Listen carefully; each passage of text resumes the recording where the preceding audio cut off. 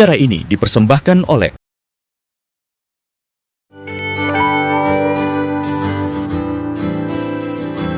Halo, selamat pagi pemirsa Inspirasi Pagi. Berjumpa lagi bersama saya, Kome Aprilia. Nah, pemirsa, Surabaya sebagai kota metropolitan kedua setelah Jakarta tentunya memiliki permasalahan yang sama, macet dan banjir. Di tahun 2021, Global Traffic Scorecard mencatat bahwa Surabaya menjadi kota termacet di Indonesia dan ini menduduki di peringkat pertama juga pada tahun 2022. Tentunya hal ini menjadi fokus pemerintah kota untuk mempercepat pembangunan kota Surabaya dalam menanggulangi banjir dan juga macet. Nah, salah satu usaha pemerintah kota dalam menanggulangi banjir adalah pemasangan box culvert yang saat ini sedang berlangsung di beberapa ruas jalan Surabaya. Kemudian untuk mengurai kemacetan di sekitar Taman Pelangi Surabaya yang sudah dirancang sejak tahun 2016 hingga tahun 2024, proyek underpass ini juga masih belum berjalan dan ini juga menjadi fokus dari DPRD Kota Surabaya. Dan pemirsa, jika Anda ingat, ada dua gedung yang menjadi ikon di kota Surabaya, yaitu gedung THR dan gedung TRS yang saat ini terbengkalai. Padahal di tahun 2000 silam, kedua gedung ini menjadi ikon kota Surabaya. Nah, saya bersama dengan Bapak Baktiono dari anggota DPRD Kota Surabaya akan membahas permasalahan yang ada di kota Surabaya. Selamat pagi, Bapak. Selamat pagi. Apa kabar hari ini, Pak? Baik, sehat. Baik ya, Pak ya. Pak, ini seperti yang saya sampaikan tadi ya, Pak ya, bahwa di tahun 2021, 2022 itu Surabaya menjadi kota termacet di Indonesia. Padahal setahu saya dan mungkin masyarakat umum juga tahunya yang paling macet ini Jakarta. Tapi ternyata Surabaya di tahun itu menjadi kota termacet. Ini gimana nih, Pak? Ya, kalau lihat kota macet itu berarti kan banyak kendaraan atau lalu lintas yang melintas di jalan kota Surabaya. Betul. Artinya kota Surabaya ini juga termasuk salah satu kota yang digemari, dilintasi, dan dihuni oleh warga yang ada di kota Surabaya. Jadi kalau ngomong macet ini juga biasanya di simpul-simpul kemacetan, yaitu di daerah Surabaya Selatan atau Surabaya yang sebelah timur itu juga bisa mengalami itu. Karena apa? Kalau dari selatan itu jam-jam kerja atau kalau pagi jam 7 itu karena banyak warga di wilayah Kabupaten Sidoarjo dan sekitarnya itu mereka bekerja di kota Surabaya. Jadi sehingga mereka berbondong-bondong masuk ke kota ya, Surabaya, Pak ya? termasuk dari wilayah timur utara sana juga dari Kabupaten Gresik, karena mereka juga banyak mereka yang bekerja juga di kota Surabaya sehingga mereka pada jam-jam berangkat dan jam-jam pulang, jam 5 itu sampai jam 6 itu juga arus kemacetan di sana. Seperti tadi disampaikan, termasuk kita akan mengurai dan membangun di Taman Pelangi. Walaupun sebelumnya kota Surabaya sudah memperlebar jalan, namanya frontage road. Itu kita bangun sejak tahun 2002. Mulai pembebasan lahan di sebelah timur. Dari Jalan Ahmad Yani sebelah timur sudah ada jalan sana frontage road. Itu juga sudah kita bangun. Juga yang sebelah barat itu juga kita bangun juga. Tapi masih belum memenuhi, mengurai itu lagi. Sehingga ada titik-titik yang menyebabkan kemacetan, terutama yang ada di Surabaya Selatan, yaitu tadi disampaikan di depan Dolok atau di Taman Pelangi. Nah, untuk target selesainya Taman Pelangi tadi untuk dibuat underpass, karena itu juga merupakan program dari pemerintah pusat setelah pemerintah kota mengajukan untuk bantuan di sana, akhirnya disetujui. Dan sekarang ada kendala lagi, karena warga di sana itu belum selesai untuk penggantian tanah dan rumah mereka. Kita sekarang tidak ngomong ganti rugi, mereka untung. Iya, karena mereka mintanya 2 kali bahkan sampai 5 kali dari NJOP begitu ya, Pak ya. Jadi kita tafsir sesuai dengan harga pasar, ya. Dan mereka sudah menerima. Kendalanya saat ini tentang ahli waris. Nah, jadi nanti siapa yang menerima, tapi sebagian. Tapi nanti sudah hari ini kita sudah diskusi lagi, kita bicarakan harus tuntas tahun 2024 agar anggaran yang ditarget dari pemerintah pusat nanti bisa digunakan dan diselesaikan tahun 2024 ini. Baik, supaya nanti di tahun 2025 proses pembangunan underpass ini sudah bisa berjalan begitu ya Pak ya? Iya, betul. Nah, tadi kan Bapak sempat menyinggung ada simpul-simpul kemacetan. Ini salah satu simpul kemacetan ini kan traffic light di Surabaya yang banyak, dan ada beberapa traffic light yang durasinya itu ada yang terlalu lama, ada yang terlalu cepat. Ini bagaimana nih Pak? Kalau ngomong traffic light, Surabaya ini sudah mendahului. Tahun 2010. Jadi di era Bu Risma itu kita juga menamakan ATCS, namanya Automatic Traffic Control System. Jadi di sana itu ada monitor, kamera monitor yang menghubungkan di setiap traffic light. Jadi di mana jalan itu tadi macet, di mana jalan itu padat, itu diatur secara otomatis. Jadi berapa detik, berapa menit sudah ada. Contoh sekarang, kalau misalnya dari timur tadi kosong, ya kan? Terus dari barat itu padat, otomatis yang dari timur itu cepat, lebih cepat ya. Lampu merahnya, lampu hijaunya lebih cepat. Misalnya yang dari barat bagaimana? Itu lampu hijaunya itu bisa lebih lama. Jadi yang sebelah timur kalau hanya beberapa kendaraan, ya sabar karena diatur secara otomatis tadi. Ini semuanya sudah dikontrol dan sudah ada pertimbangannya begitu ya Pak ya. Ini traffic light ini kenapa cepat, kenapa lambat, itu sudah ada pertimbangannya. Dan kita punya kamera monitor termasuk apa itu layar monitor.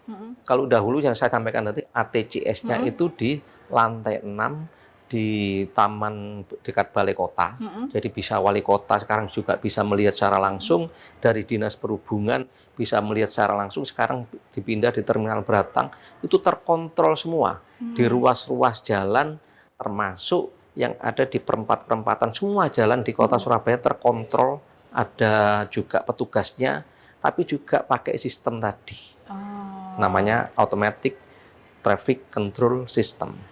Baik, nah kita bicara soal underpass ya Pak ya, berbagai macam usaha yang dilakukan pemerintah untuk mengurai kemacetan ini, salah satu yang berhasil itu adalah proyek underpass Maijen Sungkono. Dan saat ini juga sedang hangat diperbincangkan yang Taman Pelangi tadi. Sampai sekarang, apakah bisa dipastikan bahwa tahun depan 2025 masalah ganti untung warga ini tadi sudah selesai dan 2025 akan berjalan proses pembangunannya? Pasti. Karena apa? Seluruh warga sudah sepakat, sudah sesuai, dan sudah menerima, sudah tanda tangan kontrak semua. Tinggal ada beberapa. Kalau ini beberapa ini tidak selesai, karena urusan internal keluarga, maka akan kita konsinyasi. Sesuai dengan tadi harga tanah, harga bangunan sudah semua disepakati, tinggal urusan internal nanti diselesaikan secara internal. Dan uangnya nanti konsinyasi kita titipkan di pengadilan. Oke, baik. Nah, ini kan proses pembangunan underpass maupun flyover ini adalah salah satu usaha untuk mengurai kemacetan.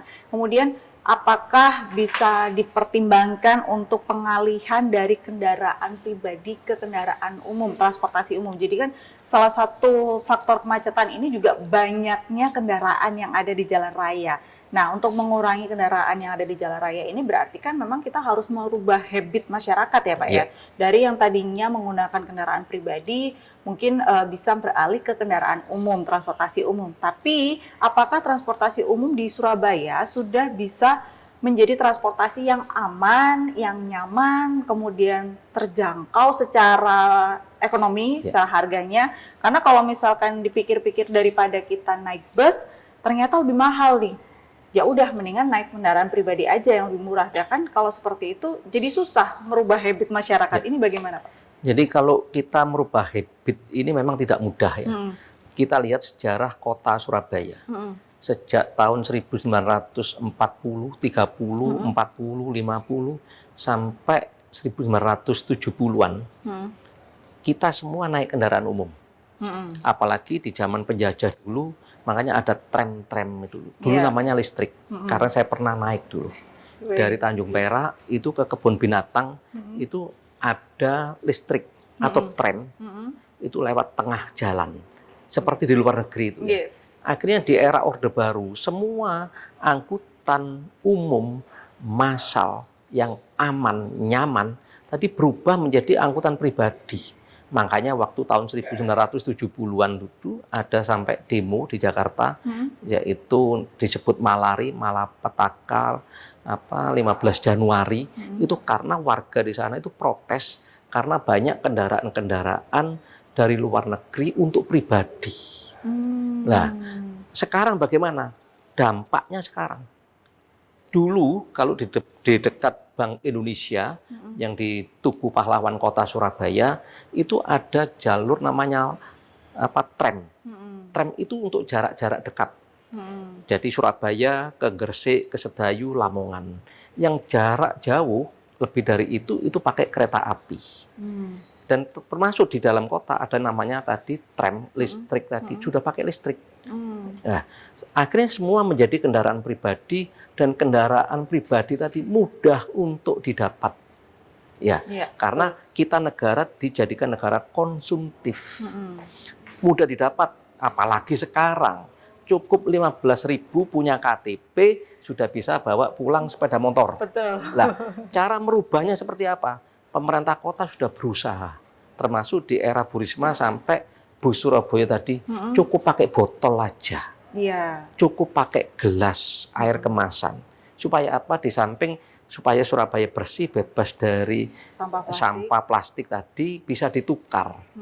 Dan akhirnya sekarang sudah mulai pakai uang atau pakai cashless. Nah, ke depan seperti apa? Komisi C DPRD Kota Surabaya juga kita sudah merancang, juga merenung, dan juga akan menerapkan. Satu, kalau pengen Surabaya tadi, ini nanti punya angkutan massal, aman, nyaman, tepat waktu. Ini yang penting. Kita sudah bertahap menyediakan bis Surabaya sama feeder, penyuplai kendaraan-kendaraan kecil. Tapi kita punya rancangan ke depan. Kita tidak bisa melawan kendaraan-kendaraan yang super banyak untuk pribadi ini. Yang kita bisa berikan adalah pembanding. Masyarakat bisa memilih. Maka kita usulkan untuk kendaraan tadi, satu, kalau naik bis itu bisa abonemen atau bulanan. Taruh saja, kita jangan ngambil keuntungan dari transportasi ini lebih dahulu. Tapi tujuan utama adalah untuk mengurai kemacetan dan udara Surabaya ini tetap bersih karena tidak banyak kendaraan pribadi. Yaitu pakai yang namanya abonemen. Murah-murah aja. Wong sudah kita hitung. Dan ini bisa BEP, break even point, dan tidak rugi. Satu bulan pakai tiket tadi naik semaunya. Pokok satu bulan habis 20.000. Cukup. Seragam sekolah free. Ya. ASN yang bukan kepala harus naik kendaraan umum.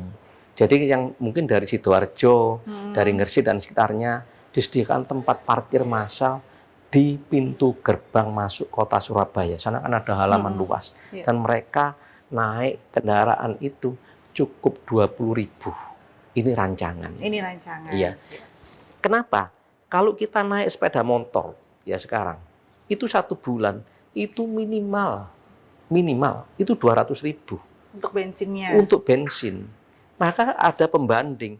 Masyarakat nanti akan berpikir, kalau ini tadi aman, nyaman, ya pertama ya belum sampai seperti tujuan itu. Terus tepat waktu juga. Bayar naik semaunya. Ya kan? Cuma 20.000 per bulan. Pasti mereka nanti lambat laun akan beralih ke yang murah ini. Daripada nanti untuk kendaraan yang bermotor tadi. Nah, baik. Kalau tadi kan sudah dibahas tentang aman, nyaman, dan juga murah begitu ya, Pak, terjangkau ya untuk semua kalangan. Tapi apakah transportasi umum ini sudah terintegrasi gitu? Maksudnya dari tempat ini ke tempat ini, oh ternyata harus berhenti di sini dan kemudian naik Gojek lagi atau apa begitu?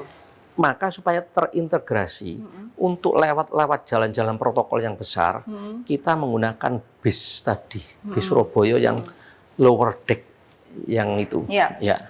Terus juga ber-AC, ya aman. Sekarang kan mulai penuh juga, bagus kan ya. Disediakan feeder, kendaraan-kendaraan kecil yang bisa menyuplai warga tadi. Ya memang bukan langsung dari kampungnya. Paling tidak ya ada yang jalan agak besar, yang bis tidak bisa lewat di sana.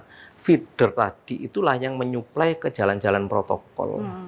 Nah, feeder ini ya tantangannya apa? Ya angkutan kota. Angkutan kota bagaimana? Yang mereka yang mati suri, supirnya kita jadikan supir feeder. Jadi mereka pun ya merasa mendapatkan gairah lagi untuk mendapatkan pendapatan, dan mereka tidak mematikan perekonomian keluarga mereka. Masyarakat bisa dilayani dengan namanya feeder yang ada tulisan wirawiri tadi.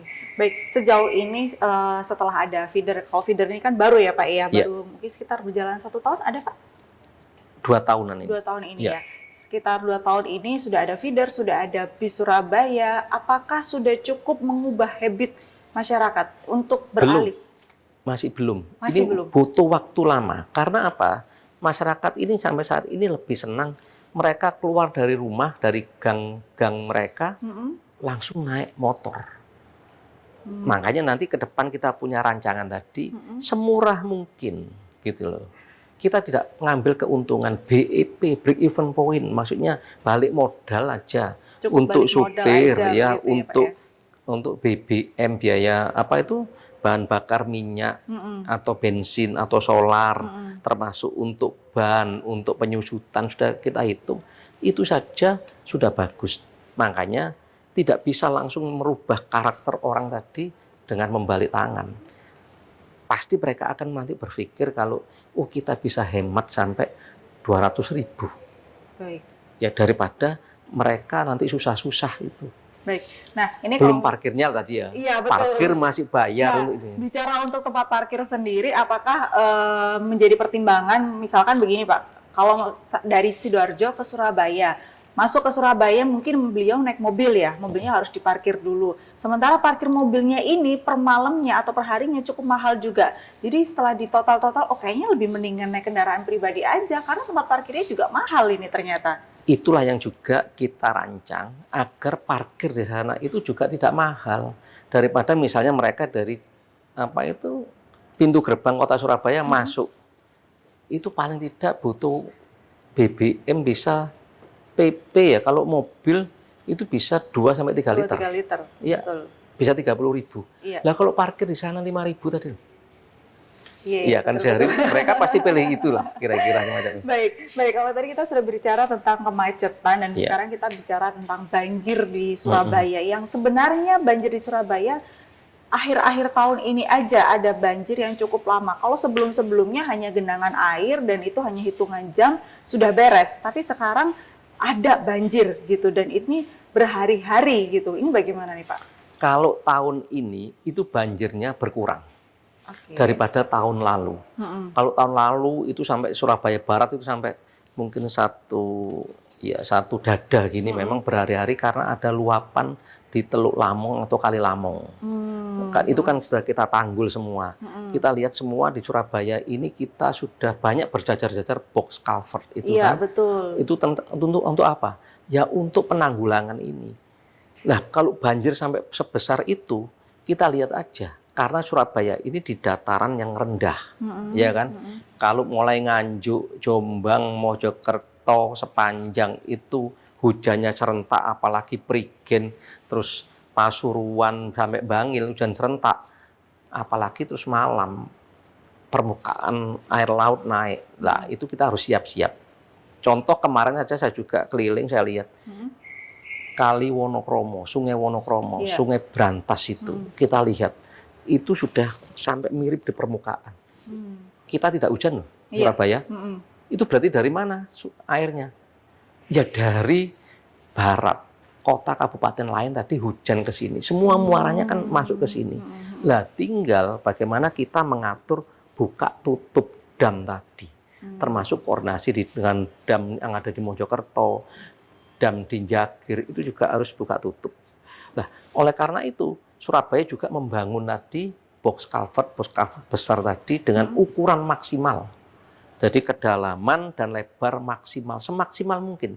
Bahkan sampai di perkampungan kecil-kecil, dulu kan ada saluran tepi ya, ukurannya 40 cm dengan kedalaman 30 cm. Kita semua kita besarkan dan kita bangun box culvert tadi di tengah. Sekaligus untuk saluran, penampungan air, dan untuk jalan juga. Dengan gencarnya itu. Karena apa? Sekarang Surabaya itu juga untuk lahan-lahan kosong, dulu kan pertanian, tambak, itu sudah jadi perumahan, perkotaan, dan juga perkantoran, pertokoan. Oleh karena itu kita rancang berapa debit air yang ada di sana, itu harus kita sesuaikan, kita lebihkan, hingga nanti bisa teraliri dan sampai ke laut. Baik, ini kan ada salah satu usaha yang dilakukan pemerintah untuk menanggulangi banjir begitu. Untuk masyarakat Surabaya sendiri, apa usaha yang bisa dilakukan masyarakat supaya kami masyarakat Surabaya ini juga bisa berkontribusi untuk menanggulangi banjir yang ada di kota Surabaya, Pak? Ya, dalam hal penanggulangan banjir ini, kita tidak bisa pemerintah kota berdiri sendiri. Pemerintah kota sudah merancang dan membangun, ini buktinya ada kan secara masif terus. Ya, ini mohon maaf, warga kota Surabaya siapapun yang melintas sekarang agak terganggu karena kita secara masif memasangkan terus. Ya, Pak, serentak. Bahkan kita sampaikan harus dikerjakan 24 jam supaya cepat selesai dan tidak terlalu mengganggu. Betul. Warga masyarakat apa kontribusinya? Jangan membuang sampah sembarangan. Karena apa? Ini nanti kalau ada sumbatan, satu aja sumbatan, karena saluran ini semua itu nyambung atau terintegrasi satu sama lainnya. Ya, sebelum nanti dibuang sampai ke pembuangan akhir di laut. Kalau ada sumbatan satu aja, itu nanti bisa mengganggu ke yang lain. Maka kita harus rawat box culvert ini juga warga masyarakat agar nanti sampahnya ditempatkan sesuai dengan tempat yang ada. Baik, kalau menurut Bapak nih ya, apakah masyarakat Surabaya ini sudah cukup tertib dalam membuang sampah dan ikut berkontribusi untuk menanggulangi banjir di Surabaya? Ada yang tidak tertib. Ya, jadi dibuang di tempat yang tidak semestinya. Baik. Kalau di kampung itu kan ada juga bak-bak sampah. Pemerintah kota juga sudah membantu gerobak sampah. Ya, kerjasama warga masyarakat dan juga ada pengangkut sampah yang disediakan oleh warga kampung. Dibuanglah ke tempat pembuangan sementara atau TPS. Tapi ada yang tidak tertib. Tapi ya sudah kita awasi, sudah kita sediakan tempat penampungan sampah yang dari plastik, tong bin itu loh. Itu kadang membuka itu loh, malas, dilempar. Nah, itulah. Dan termasuk ada di sungai pun itu, kasur itu ada loh. Kan kadang keterlaluan. Iya, betul. Kursi, kalau hujan itu. Jadi ini juga pesan untuk masyarakat begitu ya Pak ya. Percuma saja pemerintah kota membangun box culvert yang cukup banyak, tapi kalau kita sendiri masyarakatnya tidak bisa ikut berkontribusi begitu. Nah, untuk pertanyaan yang terakhir kita kan bicara tentang THR dan juga TRS yang saat ini terbengkalai. Padahal dua gedung ini dulunya adalah ikon Surabaya. Saya masih ingat dulu waktu kecil saya tiap kali berprestasi gitu dapat masuk TRS gratis gitu Pak, jadi ketahuan kan semua saya. Nah kalau sekarang ini nggak ada ini Pak tempat-tempat seperti ini untuk anak-anak. THR itu namanya tempat hiburan rakyat. Iya. Mulai tahun 50, 60, 70, 80, 90. Bahkan artis-artis nasional, ya, yang dulu seperti contoh ya God Bless, Deloitte, Gus Plus, Omai Rama, dulu masih Omai Rama, dan artis-artis nasional termasuk Bob Tutupoli kan dari Surabaya juga. Itu mereka sebelum ke Jakarta, itu mereka harus bisa menaklukkan taman hiburan rakyat. Dibangun tahun 70, namanya Taman Remaja Surabaya, harus bisa menaklukkan dua tempat ini lebih dahulu. Baru nanti bisa ke Jakarta. Ya kan? Nah sekarang seperti apa? Sudah kita bangun mall, ya kan? Sudah kita bangun juga tempat hiburan, tapi sekarang televisi ini luar biasa. Mereka lebih suka lihat itu online daripada offline, lihat ludruk, wayang orang, ketoprak di sana. Termasuk, ini dulu kan pusat elektronik ya. High-tech mall itu. High-tech mall. Dengan adanya online system. ini mereka sekarang mulai susut, dan mereka meninggalkan itu semua. Nah, inilah PR dari pemerintah kota melihat situasi kondisi ini, termasuk Taman Remaja Surabaya nanti akan dibuat kajian lagi dari BRIMDA, Badan Riset Inovasi Nasional Daerah Kota Surabaya, nanti akan dijadikan apa supaya nanti warga Kota Surabaya juga ikonnya tadi tidak hilang. Minimal tadi itu tempat kesenian yang lama dulu itu tetap berkumpulnya para seniman-seniman untuk berkreativitas. Dan nanti supaya nanti bisa dikunjungi minimal nanti itu dari anak-anak sekolah belajar, ada program ekstrakurikuler untuk melihat kesenian daerah. Gantian dong, lihat ludruk dibayar, senimannya akan senang juga pemainnya ya. Betul. Jadi supaya tidak punah ludruk tadi. Betul. Ada wayang orang. Saya dulu kalau nonton wayang orang itu di depan sendiri, tadi tahu ceritanya wayang orang, Mahabharata dan sekitarnya, dan itu sampai hafal. Terus ada apa itu, ketoprak, itu paling enggak ya lihatnya saling bergantian di sana supaya tidak punah, disediakan untuk itu. Jadi memang pemerintah kota ini PR-nya cukup banyak begitu ya Pak ya, mulai dari mengurai kemacetan, menanggulangi banjir, hingga melestarikan gedung-gedung atau cagar budaya begitu ya Pak ya. Karena kan kalau sekarang digitalisasi ini cukup mempengaruhi habit masyarakat yang tadinya kalau dulu orang-orang lebih suka nonton langsung, sekarang lebih suka nontonnya di layar kaca. Ini Betul. cukup mempengaruhi dan menjadi sebuah PR yang sangat berat. Dan katanya mau dibangun gedung untuk konser internasional, betul nggak Pak? Ya, jadi gedung yang kita pakai di depannya, ini kan area Balai Pemuda. Ini dulu sentralnya orang-orang Belanda yang menjajah kita itu berkumpul, termasuk ada concert hall. Balai Pemuda sebelah barat. Ada yang di tengah, sekarang gedung merah putih, itu juga masih terawat karena ini cagar budaya. Ada gedung X Bioskop Mitra, menjadi learning center, sekarang perpustakaan. Dulu pertama ramai, sekarang digital. Iya, betul. Nah, kita juga pingin ditambah di THR pun demikian, gitu loh. Jadi ada ya tempat untuk concert hall atau apa seperti itu. Jadi tempat berkumpulnya seniman, tempat berkumpulnya anak-anak muda, jadi mereka bisa berkreativitas. Termasuk saya juga mengusulkan di taman-taman yang ada ini, senimannya dikerahkan, ya kita anggarkan. Jadi mereka bisa main baik di taman-taman itu, supaya mereka nanti senang ke taman, otomatis ada dampak lainnya. Ada pedagang-pedagang, souvenir, makanan, minuman, mereka bisa hidup di situ. Karena sekarang warga itu wifi nanti diberi, jadi mereka kan banyak ngopi apa di situ, disebarlah termasuk di taman-taman, termasuk ada yang akan dibangun seperti ya hall yang bagus, yang besar itu. Nah itulah tadi PR-nya pemerintah cukup banyak sekali ya, pemerintah Kota Surabaya, dan kita sebagai masyarakat juga harus tetap berkontribusi untuk membangun pembangunan Kota Surabaya ini supaya ketika Surabaya masuk usia 731, betul ya Pak ya, pada tahun ini bisa menjadi kota metropolitan yang lebih modern, lebih maju, dan mungkin bisa menjadi kota panutan untuk kota-kota lainnya yang ada di Indonesia. Dan saya juga ingin mengucapkan selamat ulang tahun untuk kota tercinta, Kota Surabaya. Semoga Surabaya bisa semakin maju dan modern lagi. Baik, terima kasih Bapak atas waktunya. Terima kasih. Hari ini. Dan pemirsa, kita berjumpa lagi dalam episode selanjutnya. Sampai jumpa.